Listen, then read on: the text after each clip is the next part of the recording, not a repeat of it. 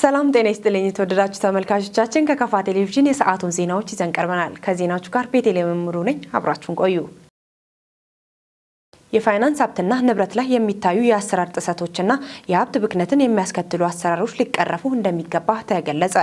የከፋ ዞን ፋይናንስና ኢኮኖሚ መምሪያ በዞኑ ኦዲት ግኝት ዙሪያ ከባለድርሻ አካላት ጋር የምክክር መድረክ አካሂዷል።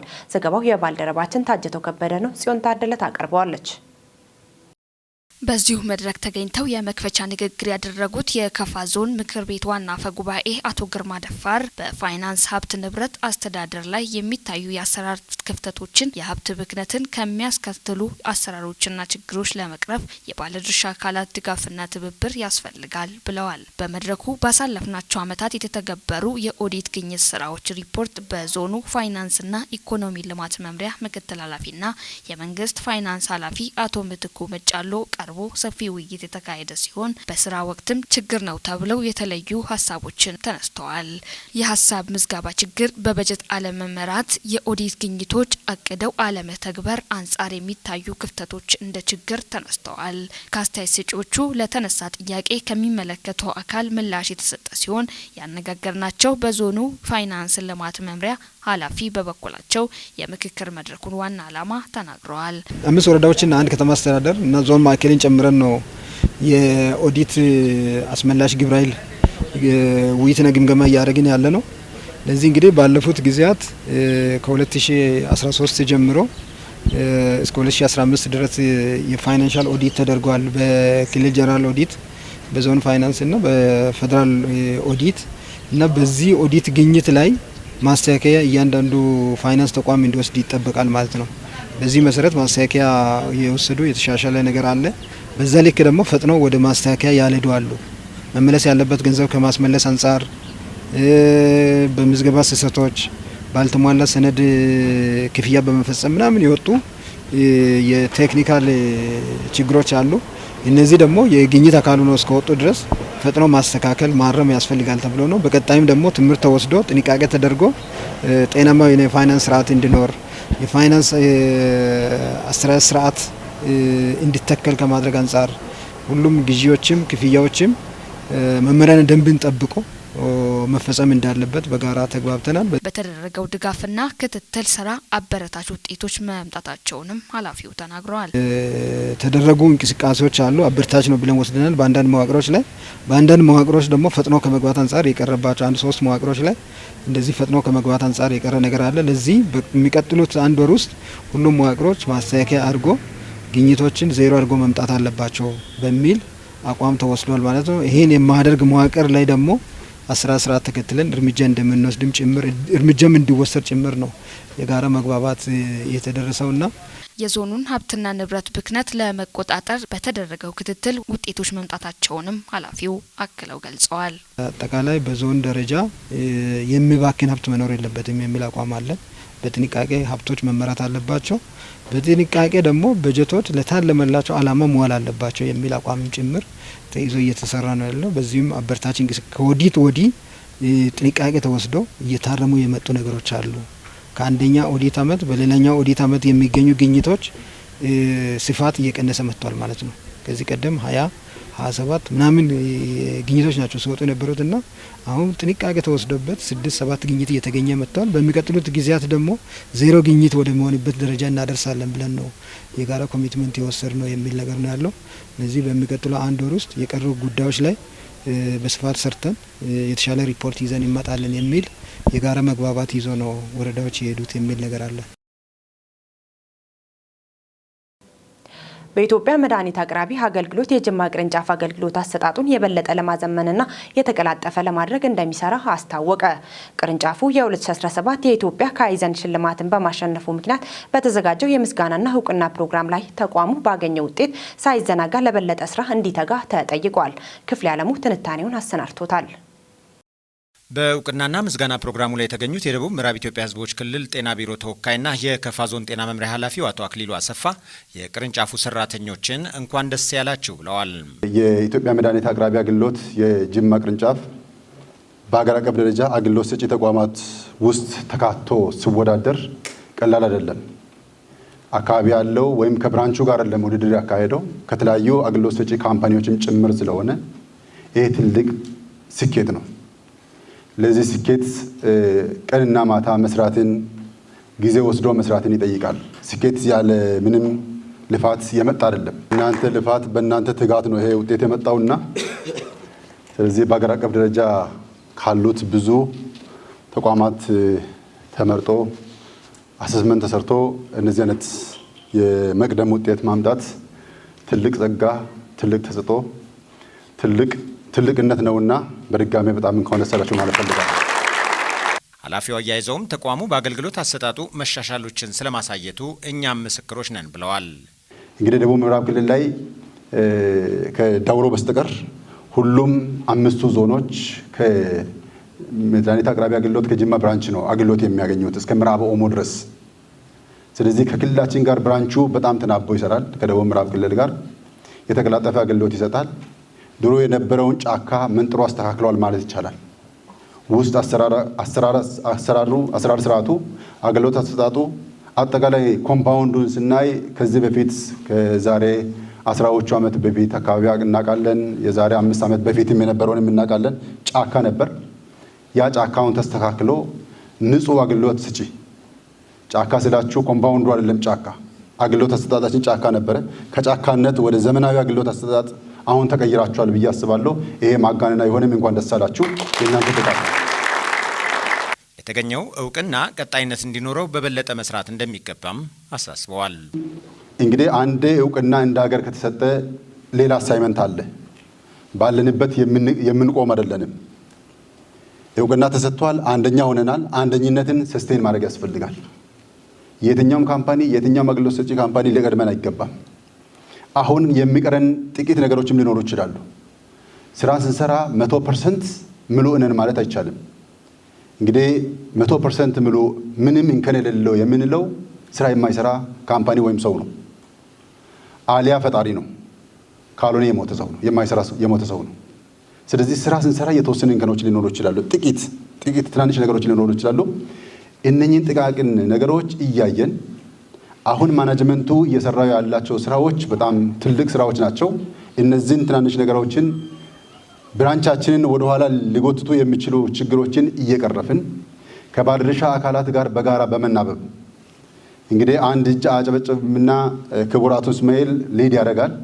ሊደርሺፕ ሲባል እንግዲህ ማኔጅመንቱ በጋራ ተናቦ ስራ ነው። ማኔጅመንት ብቻ ሳይሆን ከድራይቨር ጀምሮ ከክሊነር ጀምሮ አጠቃላይ ተናቦ ስራ ነው ኮምፓውንዱ ወይም አጠቃላይ ካምፓኒው ውጤት ሊያመጣ የሚችለውና እነኚህን ተናቦ ሰርቶ አሁን የመጣውን ውጤት ማስቀጠል ሰስቴን ማድረግ ለወደፊቱም ይሄ ውጤት ቀጥሎ እንዲሄድና በየአመቱ አዋርድ እያገኘን እንድንሄድ ማድረግ አለብን ብዬ አስባለሁ። አምናለሁ። ደግሞም ታደርጋላችሁ።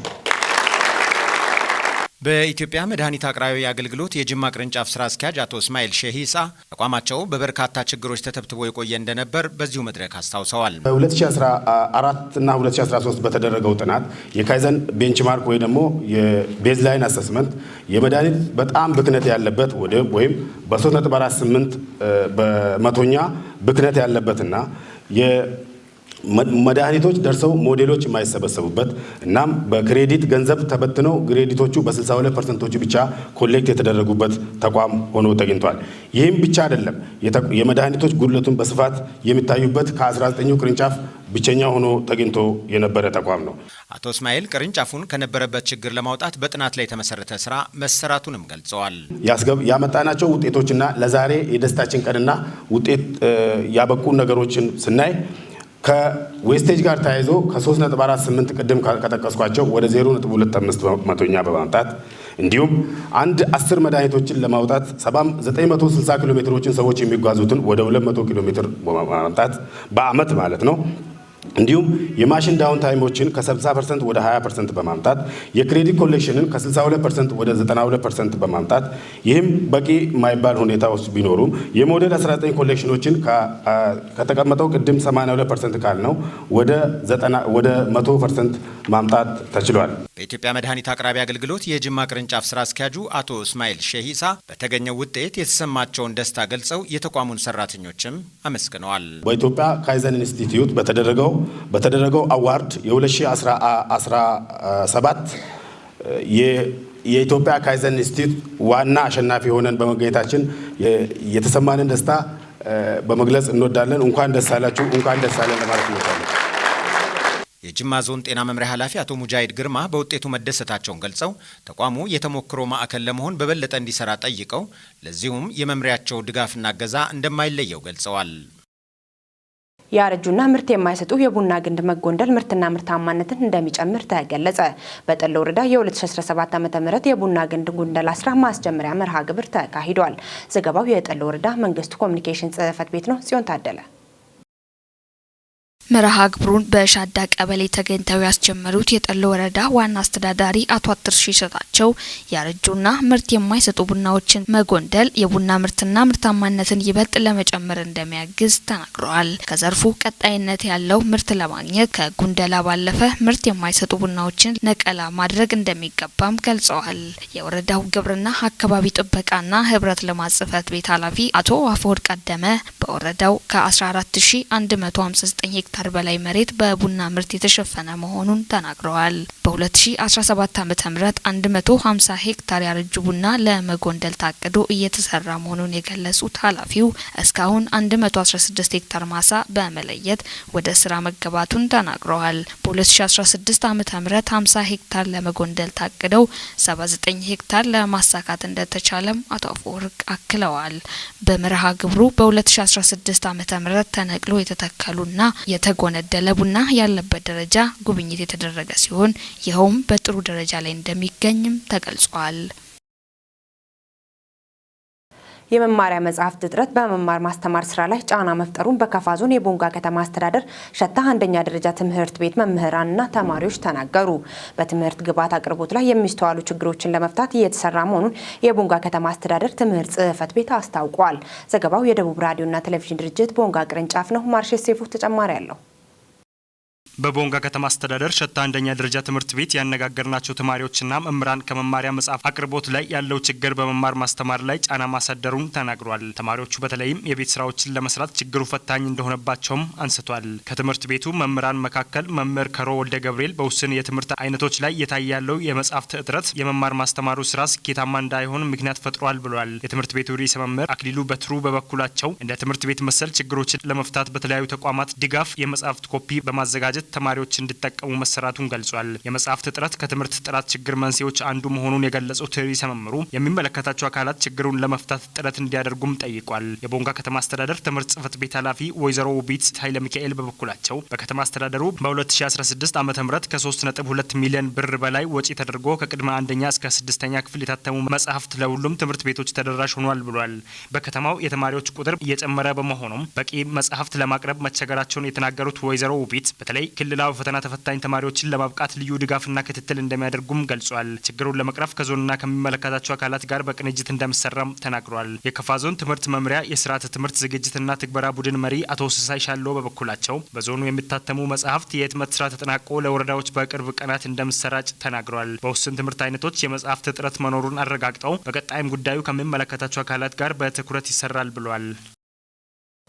በደቡብ ምዕራብ ኢትዮጵያ ህዝቦች ክልል የማሽላ ሰብል በስፋት በመልማት የአርሶ አደሩና አርብቶ አደሩን የምግብ ዋስትና በማረጋገጥ ላይ መሆኑ ተነገረ። የደረሱ ሰብሎችን በወቅቱ በመሰብሰብ ከብክነት መታደግ እንደሚገባም የክልሉ ግብርና ቢሮ አሳስበዋል። ዘገባው የክልሉ መንግስት ኮሚኒኬሽን ነው። ብሩክታይት ብርሃኑ ተጨማሪ አላት።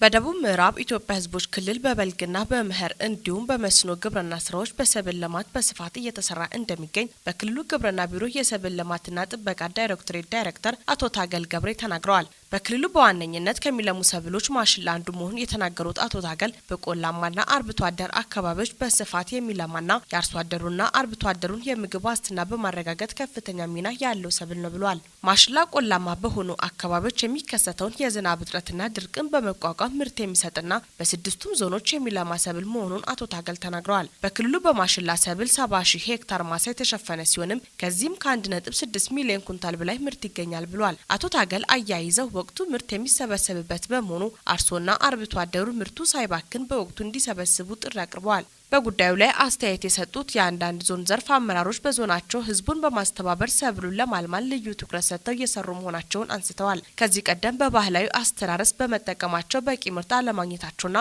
በቀጣይም ቴክኖሎጂን ተጠቅሞ ለማልማት ዝግጁ መሆናቸውን ተናግረዋል። ክቡራን ተመልካቾቻችን ለሰዓቱ ያዘጋጀንላችሁ ዜናዎች እስካሁን የተከታተላችሁትን ይመስል ነበር። ዜናዎቹን የመራው ቤቴ ለመምሩ አብሬያችሁ ቆይታ አደረግኩ። የስፖርት ዘገባዎች የሚቀጥሉ ይሆናል። ሰላም ቆዩልን።